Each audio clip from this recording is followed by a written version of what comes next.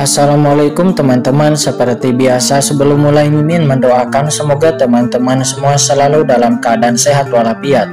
Oke, kali ini kita akan melanjutkan Martial Master versi novel bagian 1785. Bagi yang baru bergabung, selamat bergabung.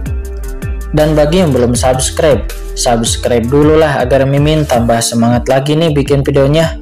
Oke, kalau sudah kita langsung masuk ke isi ceritanya.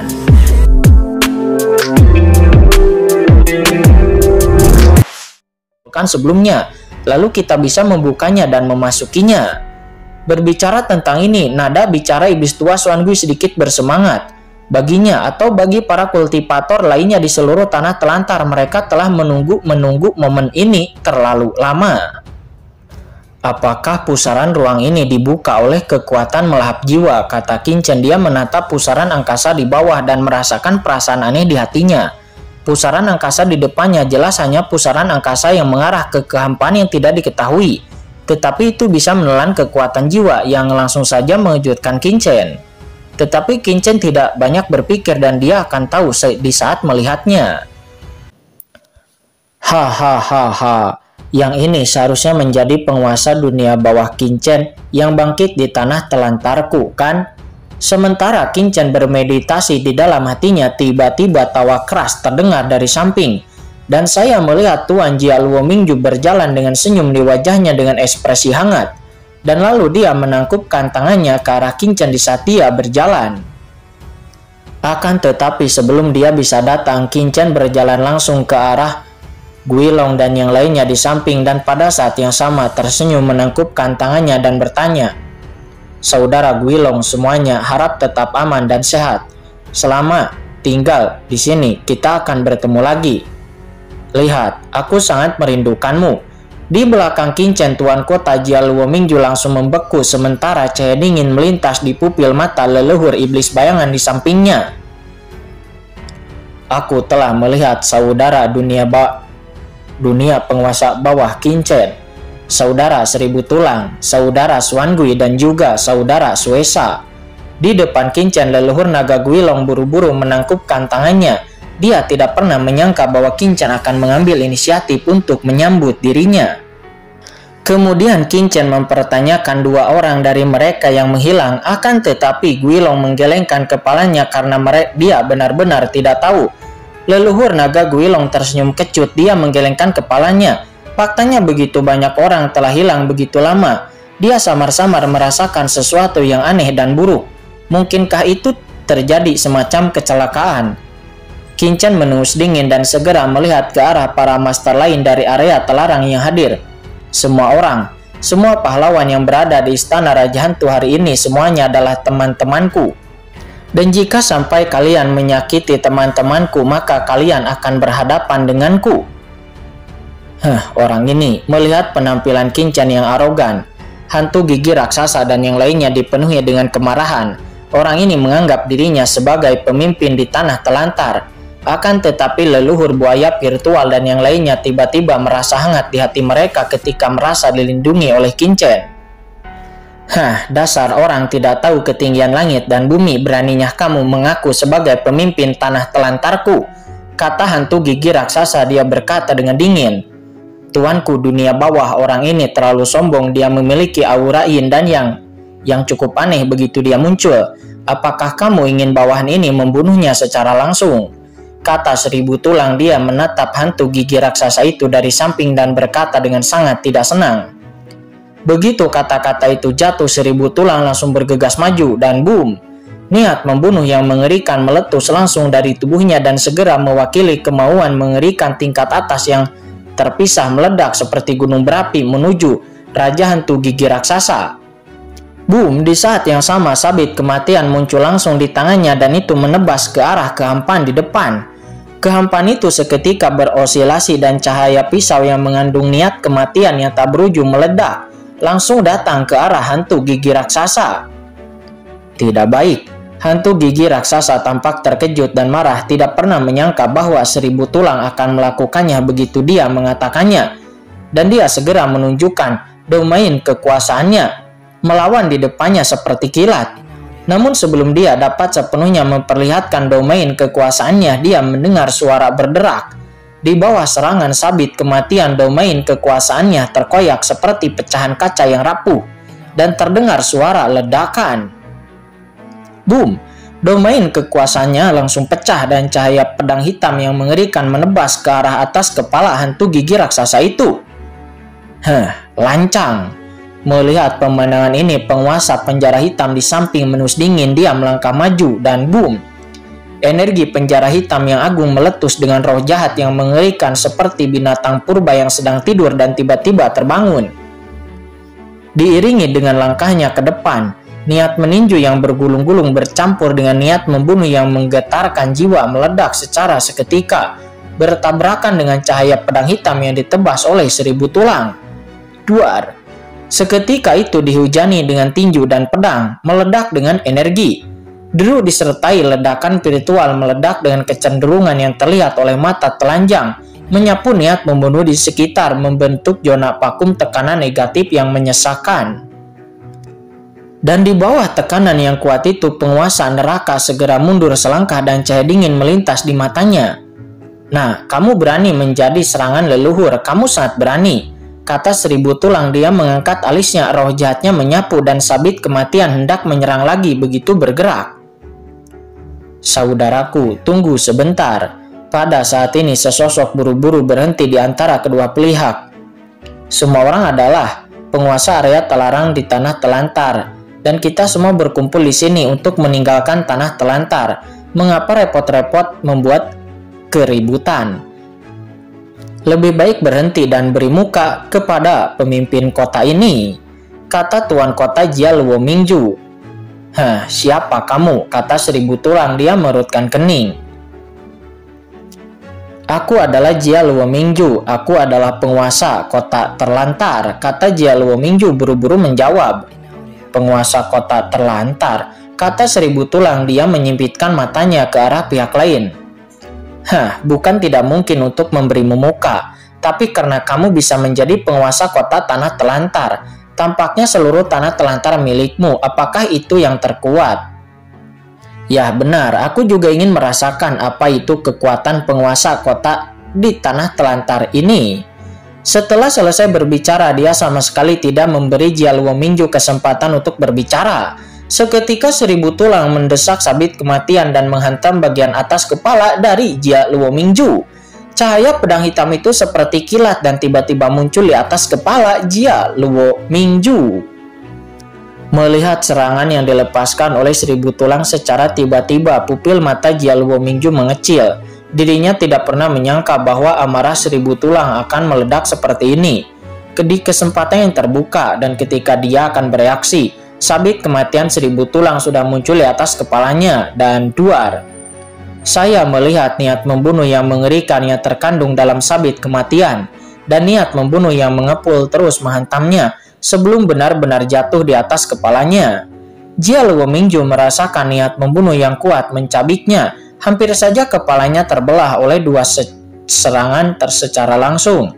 Terlebih lagi di bawah selubung niat membunuh ini, Jia Luo Mingju menemukan bahwa kekosongan di sekitarnya telah memadat di bawah niat membunuh dan tidak ada cara untuk bersembunyi. Sialan.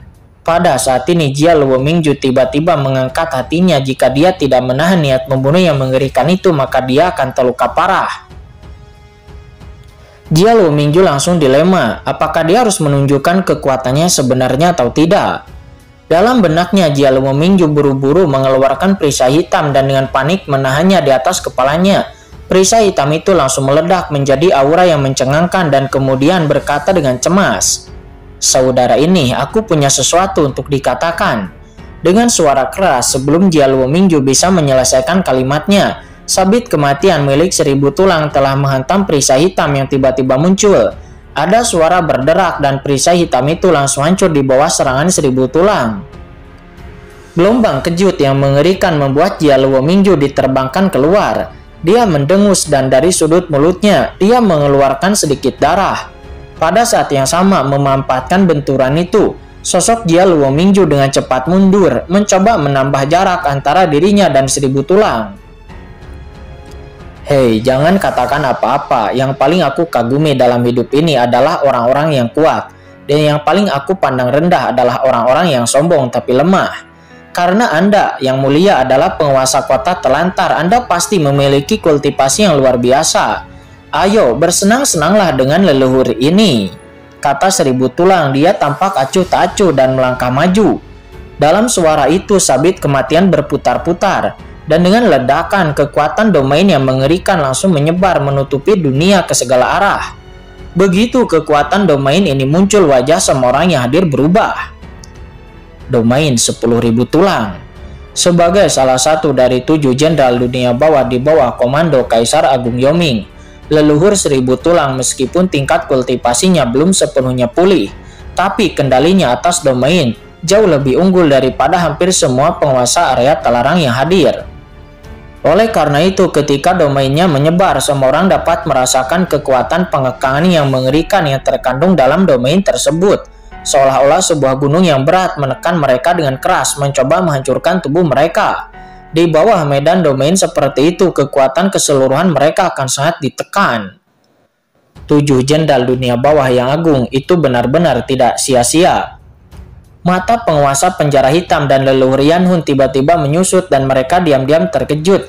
Sebelumnya mereka ingin berkonflik dengan Qin Chen dan mereka akan berkonfrontasi, akan tetapi sekarang ketika mereka merasakan kekuatan dari 1000 tulang, setelah domain 1000 tulang, mereka semua langsung terbangun dan tidak ingin berurusan dengan penguasa dunia bawah Qin Chen. Karena jika ingin berurusan dengannya, seseorang harus terlebih dahulu mengalahkan leluhur 1000 tulang. Duar, di 4 penjuru langit dan bumi, domain medan tatanan yang mengerikan menghantam. Sosok Jia Luo Mingju tegak lurus, dan Jia Luo Mingju sama sekali tidak sempat untuk berbicara. Rune terang menyala dari sabit kematian dan pedang pisau hitam itu berubah menjadi gugusan cahaya yang pekat. Jaring pisau jatuh dengan liar ke arah Jia Luo Mingju. Bajingan ini benar-benar menipu orang terlalu banyak, kata Jia Luo Mingju. Dia saat marah ingin mencabik-cabik 1000 tulang di tempat. Akan tetapi dia tahu bahwa begitu dia melakukannya dengan serius, maka dia pasti akan menimbulkan masalah besar baginya. Dalam kemarahan, dia hanya bisa memobilisasi domain miliknya sendiri dan bertarung melawan domain 1000 tulang. Dan seketika kedua domain itu pun saling bertabrakan. Duar.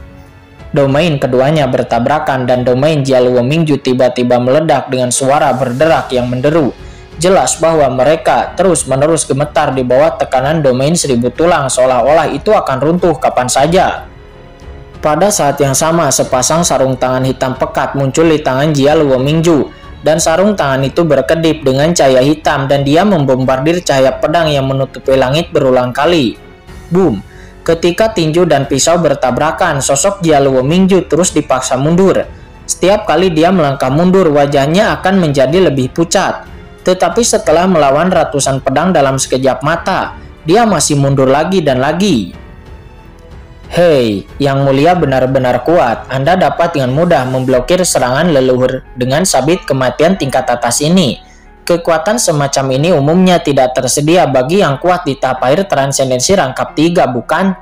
Oh, Anda layak menjadi penguasa kota telantar. Saya khawatir itu lebih kuat dari orang di sebelahnya, kata 1000 tulang. Dia berkata seraya melirik penguasa penjara neraka dan juga Patriark Yanhun di samping. Seketika wajah Jia Luo Mingju yang melawan di bawah cahaya pedang 1000 tulang berubah drastis ekspresinya. Dan suara keras dia langsung terlempar keluar. Hentikan, aku sudah melawannya secara ekstrim semuanya, hentikan dia dengan cepat. Namun 1000 tulang berkata, hei, siapapun yang ingin menghentikanku, jika berani maka itu akan menjadi musuhku. Kata 1000 tulang. Dia melirik sekeliling, matanya dingin. Tetapi tangannya terus bergerak dan serangan sabit kematiannya melonjak lagi. Ambil jurus dari leluhur ini lagi, kata 1000 tulang. Selama ledakan, rune hitam yang tak terhitung jumlahnya tiba-tiba meledak dari sabit kematian. Masing-masing rune ini seperti bintang hitam. Bintang yang tak terhitung jumlahnya beredar dan akhirnya menyatu menjadi kengerian pedang yang mencekik dan lalu menghantam Jia Luo Mingju. Duar.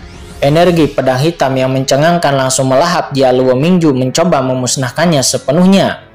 Kamu sangat berani bersikap kasar kepada penguasa kota, lancang. Namun pada saat ini sebuah teriakan marah terdengar dari samping dan saat berikutnya, sosok hitam tiba-tiba muncul dari samping Seribu Tulang. Sosok ini seperti hantu dan itu muncul tepat di samping Seribu Tulang. Kecepatannya begitu cepat sehingga sebagian besar orang yang hadir tidak dapat bereaksi. Seketika jantung belakang Seribu Tulang bergetar dan itu adalah serangan dari leluhur iblis bayangan. Bagaimana mungkin leluhur iblis bayangan bisa menahan diri di saat melihat Seribu Tulang terus-menerus menyerang Jia Luomingju dengan begitu arogan. Dia langsung memperlihatkan kekuatan sihirnya yang teratur. Dia berubah menjadi hantu dan menyerang Seribu Tulang. Di saat yang sama duri emai hitam pekat seperti kilat hitam mendekati tubuh Seribu Tulang dan kecepatannya luar biasa. Melihat itu di kejauhan pupil mata semua orang yang melihat pemenang ini menyusut, bahkan mata penguasa penjara neraka dan Patriark Yanhun menjadi dingin. Kecepatan dan serangan dari leluhur iblis bayangan terlalu aneh dan terlalu cepat. Itu lebih baik daripada mereka berdua dan tidak menyadari bahwa leluhur iblis bayangan pada awalnya tidak bereaksi sampai lawan bergerak. Dan kapan leluhur iblis bayangan menjadi begitu kuat? Mereka berdua tidak bisa menahan diri untuk tidak saling memandang. Meskipun leluhur iblis bayangan adalah salah satu dari 5 wakil penguasa kota Telantar, kekuatannya jauh lebih buruk daripada mereka berdua. Namun sekarang setidaknya dalam hal kecepatan, leluhur Seribu Tulang ini jelas tidak kalah dengan mereka berdua. Saat ini duri emai hitam pekat membawa hawa dingin membunuh dan langsung menembus ke bagian belakang jantung Seribu Tulang. Sebelum hawa dingin yang menusuk ke tubuh Seribu Tulang, hawa dingin itu seolah-olah dibekukan. Seribu Tulang terkejut kecepatan leluhur iblis bayangan ini begitu cepat. Apa visi Seribu Tulang?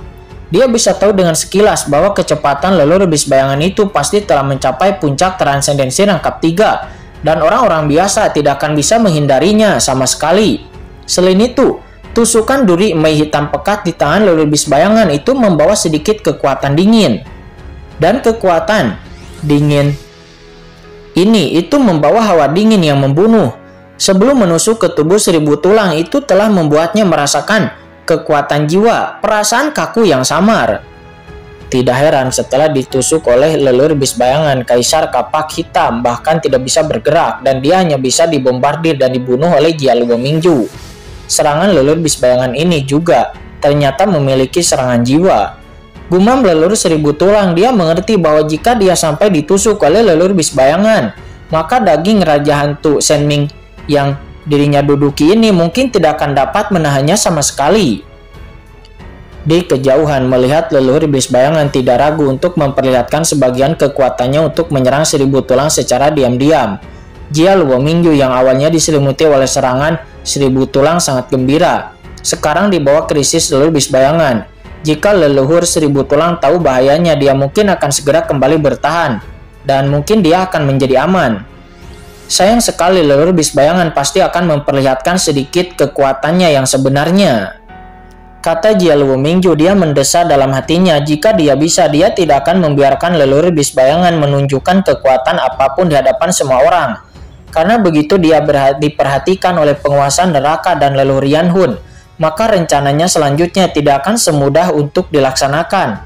Akan tetapi siapa yang tahu dia akan bertemu orang gila seperti leluhur Seribu Tulang. Anak ini, aku harus membunuhnya, kata Jia Luomingju. Jejak rasa dingin melintas dari kedalaman pupil Jia Luomingju. Akan tetapi sebelum dia bisa menghela napas dalam, di dalam hatinya tiba-tiba duar, ada ledakan. Sabit kematian yang membungkusnya tidak diambil kembali oleh Seribu Tulang, akan tetapi itu terus menebas dengan cahaya pedang hitam yang tak berujung. Niat sabit kematian yang mengerikan itu dengan gila-gilaan menembus ke dalam tubuhnya. Pada saat yang sama Seribu Tulang mengangkat tangannya dan semburan air hitam keluar dari sabit kematian sebelum kemudian berubah menjadi naga hitam panjang dan lalu menerjang ke arahnya.